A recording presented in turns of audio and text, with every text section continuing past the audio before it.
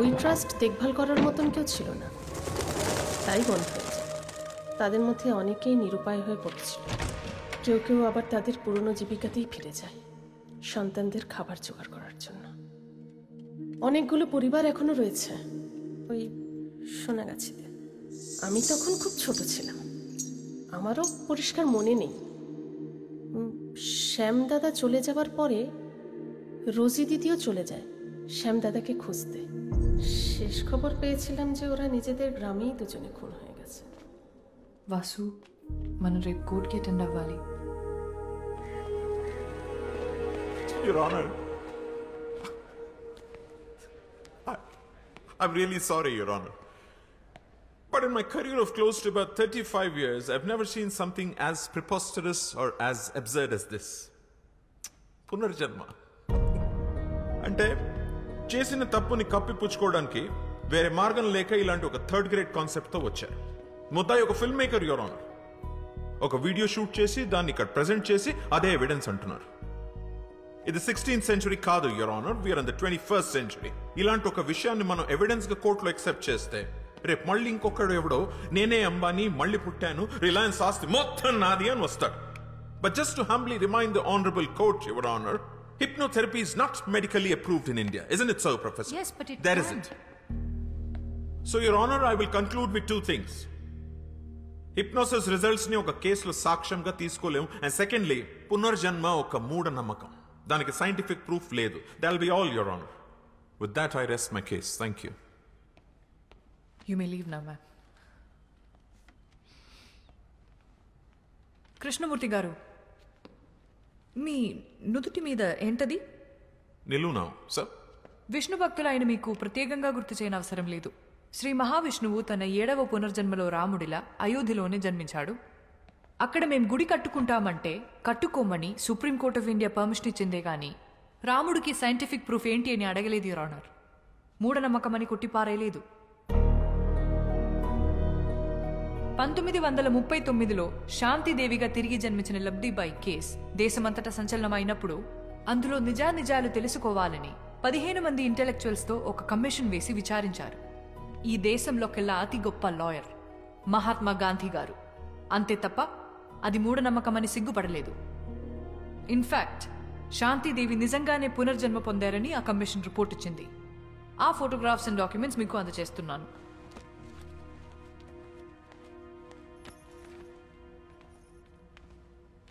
ఈ కేసుకి కూడా సైంటిఫిక్ ప్రూఫ్ లేదు, యువర్ ఆనర్. అలాగే నా క్లయింట్ వాసుదేవ్ కూడా రీఇన్కార్నేషన్ ఆఫ్ శ్యామ్ సింగారాయ్ కాబట్టే తన కథలు తనే తిరిగి రాసుకున్నాడు. There is no copyright violation in this case, your honour. నిజాన్నైతే నిరూపించొచ్చు, కానీ ఇది సత్యం. సాక్ష్యం ఉండదు, యువర్ ఆనర్.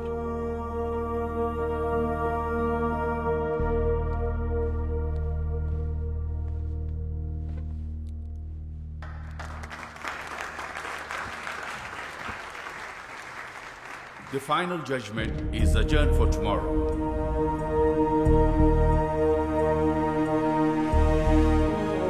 దేశంలో సంచలనం సృష్టిస్తున్న శ్యామ్ సింగరాయ్ తిరిగి జన్మించాడన్న కేసులో ఇవాళే ఆఖరి తీర్పు వెలువడబోతోంది.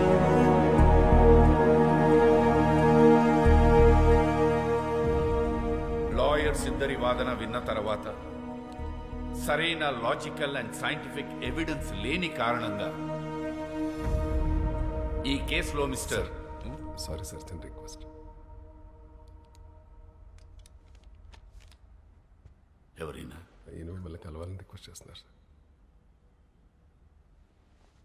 రమ్మను.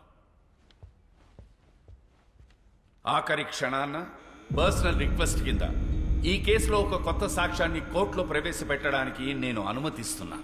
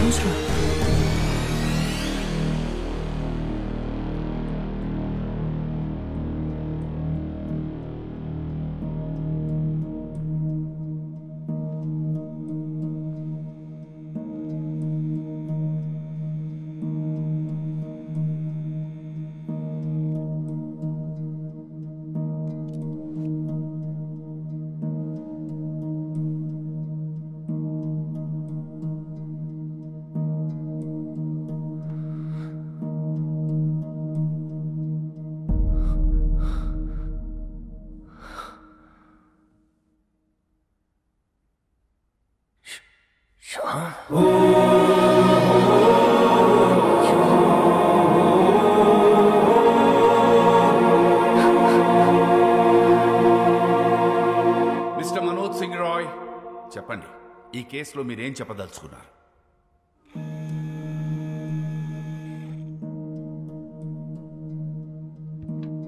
వాసుదేవే శ్యామ్ సింగరాయ్ నా తమ్ముడు శ్యామ్ బాబు తిరిగి వాసుగా జన్మించాడని నేను నమ్ముతున్నాను, పూర్తిగా నమ్ముతున్నాను.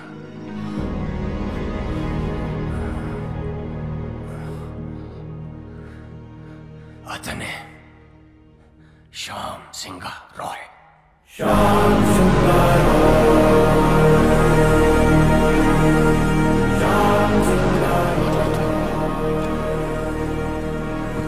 Silence in the court, please. Please, thank you. Pardon me, Your Honor. Mr. Roy, వాసుదేవే Shyam Singha Roy అని 45 years బ్యాక్ మీ తమ్ముడు చనిపోయాడే, వాడు ఇప్పుడు మళ్ళీ తిరిగి పుట్టాడని 85 years ఉన్న మీరు చెప్తున్నారు, మీరు నమ్ముతున్నారు. ఫైన్. కానీ ఇదే విషయం నేను, జడ్జ్ గారు, కోర్టు, ఈ పబ్లిక్ వీళ్ళందరూ ఎందుకు నమ్మాలి? Can you give me one good reason why? Vasu Shyam Singha Roy stories copy కొట్టలేదనడానికి మీ దగ్గర ఎవిడెన్స్ ఏదైనా ఉందా? శ్యామ్ సింగరాయ్ వాసుదేవ్గా మళ్ళీ తిరిగి పుట్టాడనడానికి మీ దగ్గర సాలిడ్ ప్రూఫ్ ఏదైనా ఉందా? I'm asking you mister Roy, please tell me. The court wants now. ఉంది, ప్రూఫ్ ఉంది. నాతోనే అంతమవుతుందనుకున్న నిజాన్ని, సింగారాయ్ కుటుంబపు విషపు కోణాన్ని ఒకరు కోర్టులో బయట పెట్టారని తెలిసిన తర్వాత నా కాళ్ళు చేతులు ఆడలేదు.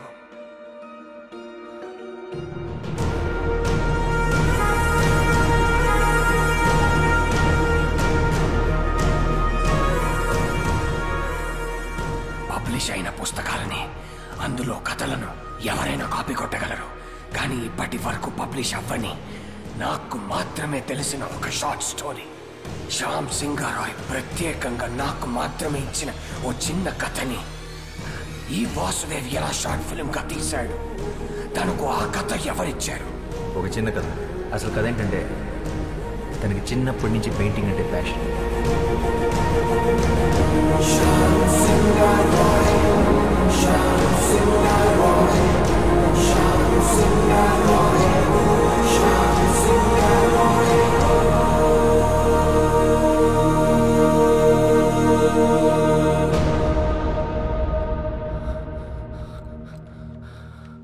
శ్యామ్ తన స్వదస్తురితో నాకు మాత్రమే ఇచ్చిన ఈ కథ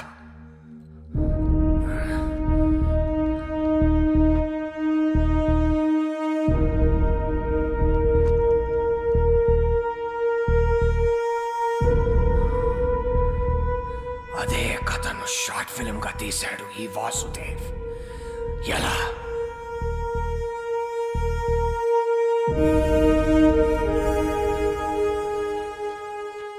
As chairman of SR Publishers, నేను ఈ కేసుని విత్డ్రా చేసుకుంటున్నాను. ఎందుకంటే ఈ 3 కథలే కాదు, ఈ కంపెనీకే తను ఓనర్. పిటిషనర్సే ఈ కేసు విత్డ్రా చేసుకున్నందుకు ఈ కేసు ఇంతటితో క్లోజ్ చేయబడింది.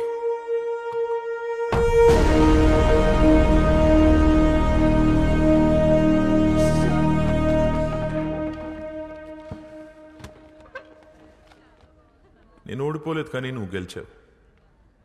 Good job. I'll see you in court again. All the best.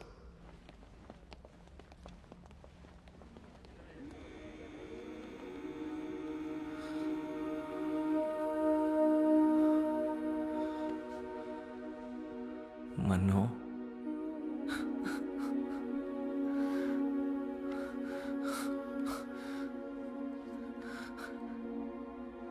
నన్ను క్షమించరా శ్యాంబాబు, నేనే నిన్ను చంపుకున్నాను. అన్నయ్యలు అంత పని చేస్తారని నిజంగా నాకు ఆ రోజు తెలియదురా. కానీ నువ్వు మొండోడివిరా, అందుకే మళ్ళీ జన్మించావు.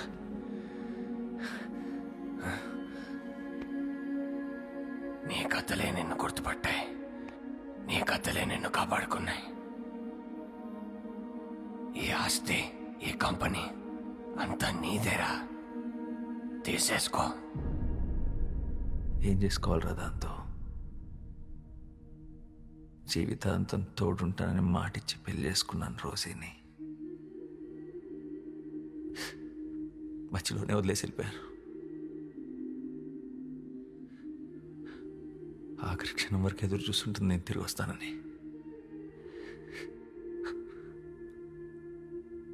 మళ్ళీ ఎందుకు పుట్టాను కూడా అర్థం కావట్లేదురా.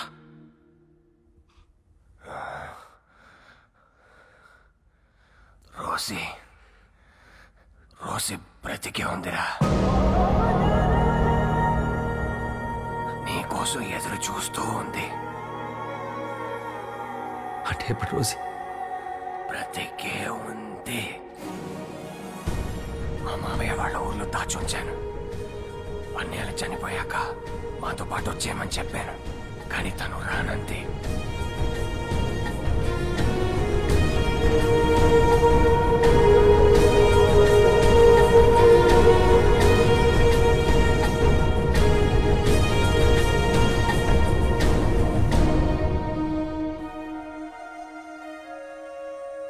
తన సంకల్పం గొప్పదిరా. అందుకే నువ్వు మళ్ళీ జన్మించావు. ఇది నీతో చెప్పడానికే నేను ఇంకా బ్రతుకున్నాను అనుకుంటా.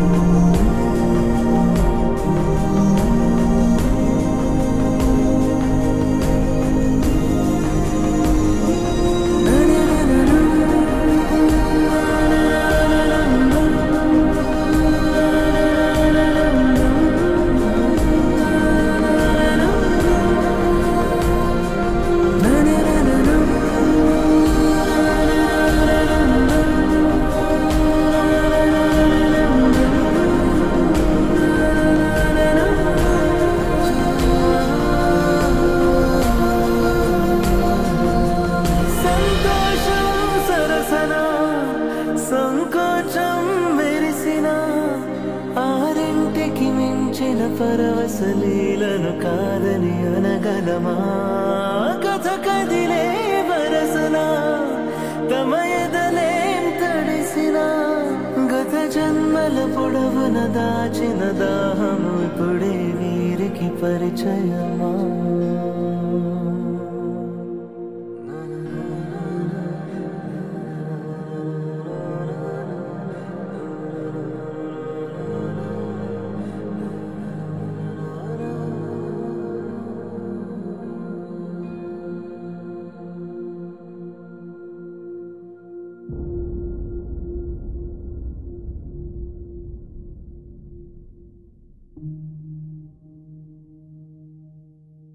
ఇలా ఒక అమావాస్య రోజు నీ ఒడిలో పడుకొని నిన్నే చూస్తూ మా మీద చిరునవ్వుతూ చనిపోవాలనుంది. అదే నా ఆఖరి కోరిక.